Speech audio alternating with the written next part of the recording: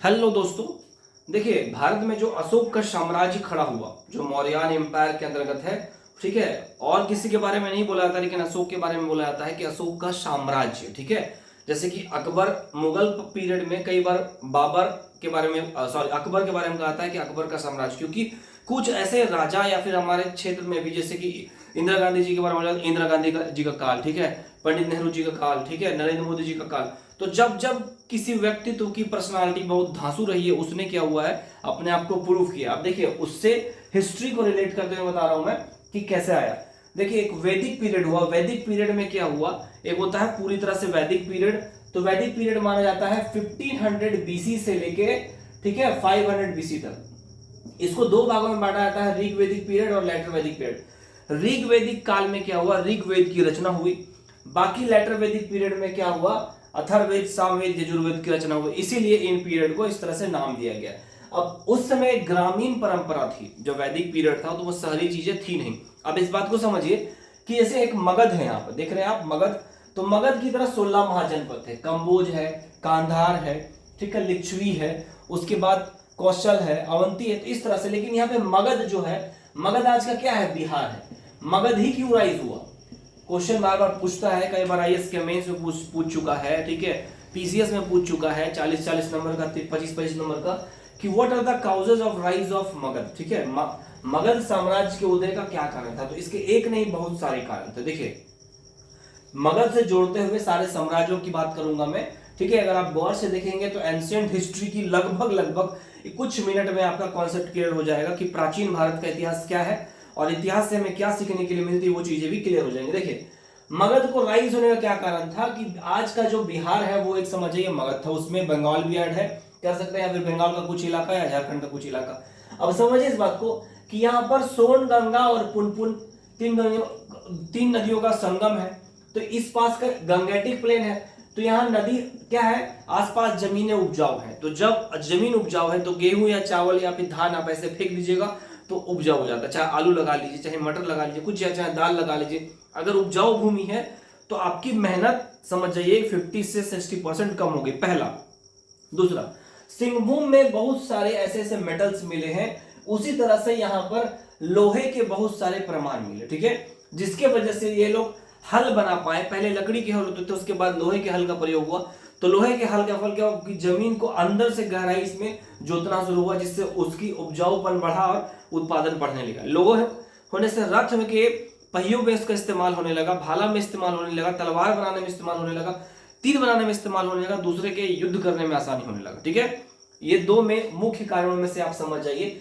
तीसरा है कि हाथी, अभी भी झारखंड के आप चल जाइए, झारखंड के जंगलों में अच्छी खासी हाथी है। तो उस समय गज सेना तैयार की गई। गज सेना सपोज 1000 हाथियों की सेना या 100 हाथी की सेना मान लीजिए, तो उनके क्या होता है कि सूंड में या फिर उनके पैर में मोटे मोटे लोहे की कील, जैसे होता है ना ब्रासलेट कैसे पहनते हैं, एक समझिए कड़ा है तो कड़ा के ऊपर आप ऐसे ऐसे निकाल दिए, तो इतने मोटे मोटे 1-1 फीट के रॉड निकाले जाते थे। तो जिसको वो मारते थे, समझ जाइए हाथी का सूंड है, उसमें नोकीला चीज लगा हुआ है। तो एक बार में तो 10-10 जो उसके आसपास अगर कोई आ गया, हम लोग जैसा प्राणी, तो उस पर अगर कोई वो कील घुसेगा तो बचने की संभावना नहीं है। तो तीसरा कारण है गज सेना। चौथा है कि हर्यक वंश के द्वारा बिंबिसार, अजात शत्रु, उदय, ये बहुत प्रतापी शासक हुए। जैसे कि हर घर में कोई ताकतवर एक बच्चा पैदा होता है और उस गरीबी के चक्र को तोड़ता है और ऊपर उठता है, समझे। जैसे उस घर में लोग नॉर्मल जिंदगी जी रहे, कोई बच्चा पैदा हुआ, उसकी सोच बड़ी है, वो कुछ बड़ा करना चाह रहा है, पॉलिटिक्स करना चाह रहा है, ठीक है, जाना चाह रहा है, या मिनिस्टर बनना चाह रहा है, या एक बड़ा बिजनेसमैन बनना चाह रहा है, कुछ भी। जैसे एलन मस्क है, नीचे से ऊपर उठ के आए हैं। फिजिक्स वाला जो अलग है, अलग सर हैं, वो भी नीचे से ऊपर उठ के आए। तो इस तरह का एक एग्जाम्पल, आप, मैं इनसे तुलना नहीं कर रहा हूँ, एग्जाम्पल समझाने के लिए, जिसका नाम आप सुने हो तो उसी का एग्जाम्पल देना होता है कि चीजें क्लियर हो जाए। तो इस तरह के कारण थे, ठीक है। अब गज सेना में कई बार कहा जाता है कि सिकंदर अटैक करने वाला था, लेकिन गज सेना को देख के उसकी सेनाएं के पसीने छूट गए। आप समझिए, पहले घुड़सवारी आप देख रहे हैं, बड़े बड़े तीर देख रहे हैं, भाले देख रहे हैं, अचानक जब आप जाते हैं, युद्ध का ऐलान होता है, आक्रमण, पता चले कि आपके सामने गज सेना आती है। और गज सेना है, गज मतलब समझ जाइए कितने ऊंचे ऊंचे हाथी होते हैं, उसके पीछे कुछ दिख ही नहीं रहा। तो हाथी एक बार रौंदना शुरू करेंगे ना, तो कौन समझिए हाथी का पैर जिस पर लगेगा उसके तो परखच्चे उड़ जाएंगे। तो ये कारण था मगध, ठीक है। अब मगध के आगे बाकी इनका क्या हुआ, 16 महाजनपद। तो जब ये राइज हुआ ना, तो धीरे धीरे क्या हुआ, इन्होंने और लोगों को मिलाना शुरू किया और फिर यहाँ पर क्या हुआ, मौर्य साम्राज्य की स्थापना हुई। ठीक है, चंद्रगुप्त मौर्य साम्राज्य की स्थापना हुई इसी जगह पर।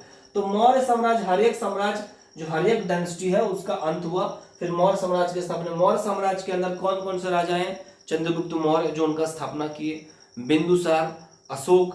तो अशोक को काफी महानतम शासक माना जाता है, काफी महान। क्यों, देखिए कलिंग इसके आसपास है, इस क्षेत्र के आसपास। तो कलिंग पर जब अटैक किया अशोक ने, ठीक है, तो बहुत एक निर्मम आप समझिए घटना है। तो जब कलिंग पर अटैक किया गया तो 1 लाख लोगों को काट दिया गया। अब समझिए, एक आदमी को एक रूम में काट दीजिए आप, तो रक्त से पूरा रूम लाल हो जाएगा। 1 लाख लोग काट दिए जाएंगे कोई मैदान में, तो पूरा मैदान लाल नहीं दिखेगा। और 1.5 करोड़ लोग को बंदी बनाए गए, सॉरी 1.5 लाख लोग को बंदी बनाए गए। अब हो सकता है उसमें कुछ महिलाएं हो या फिर कुछ 16-17 साल के नव युवक हो।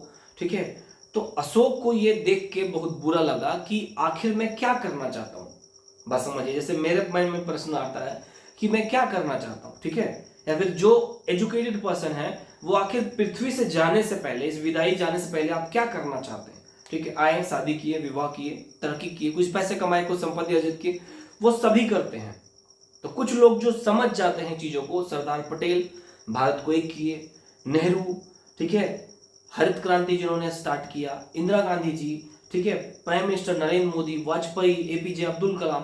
तो ये लोग जानते हैं कि एक समय शरीर का नाश होना तय है, इसीलिए कुछ एक यूनिक सोचते हैं। और इसके लिए करने के लिए भाई बहुत अंदर से जिगरा चाहिए और आपका मन साफ होना चाहिए कि दूसरे की प्रगति में ही अपना फोकस करना है। ठीक है, तो इस तरह से आया। तो अशोक ने क्या किया कि जब देखा तो उसका मन हृदय प्रवर्तित हो गया और उसने एक नया धर्म अपनाया और कभी शस्त्र ना उठाने की प्रतिज्ञा ले ली।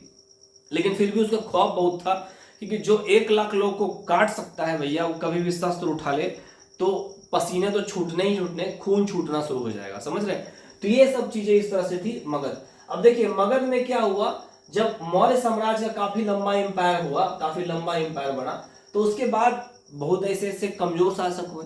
तो उसके कमजोर शासक को मार के क्या स्थापित किया गया, सुंग डायनेस्टी। सुंग, समझ रहे, मतलब समझिए इस बात को। जैसे कि अभी नरेंद्र मोदी है तो उनके लोग टांग खींचने के लिए लगे हुए हैं, फिर कोई नया पीएम आएगा उसके भी लोग टांग खींचेंगे।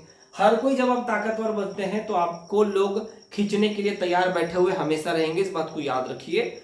इस बात को, ये इतिहास का शाश्वत प्रमाण है कि अगर आप ऊपर उठ चुके हैं तो कोई ना कोई आपको टांग खींचने के लिए मौका रहेगा, उतारने के लिए लगा रहेगा।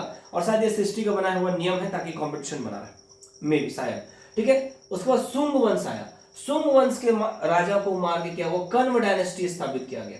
कण्व डायनेस्टी को मार के सातवाहन वंश का स्थापना किया गया। सातवाहन क्या है, ये एक फीमेल ओरिएंटेड शासन माना जाता है। मतलब ये जैसे कि अपने माँ के नाम पे अपना माँ का नाम रखते हैं। जैसे कि मेरी माँ का नाम कुछ भी है, मान लीजिए कि पार्वती है तो पार्वती पुत्र स्कॉर्पियो, तो उसी तरह से यहाँ पे है गौतमी पुत्र सतकर्णी। इस तरह से मतलब वो दिखाना चाहते थे कि हम अपनी माँ को बहुत सम्मान देते हैं। अब देखिए बात यहाँ पर, जब मौर्य साम्राज्य कमजोर हुआ तो छिटपुट इतने लोग आने लगे। तो अब यहां से इसी समय से फिर विदेशी लोग का अटैक शुरू हो गया। ठीक है, इंडो ग्रीक, पाथियंस, शक, कुशांस। ठीक है, जब आप कमजोर पड़ेंगे, हिस्ट्री यही सिखाता है, जब आप कमजोर पड़ेंगे तो आप पे अटैक होना शुरू हो जाएगा। आप संपत्ति इकट्ठा करिए और घर में कमजोर हो जाएंगे आप। अब देख लीजिएगा बाहर लोग अटैक करना शुरू करेंगे, पहले भापेंगे कि आप में काबिलियत है कि नहीं उसको रिप्लाई करने की।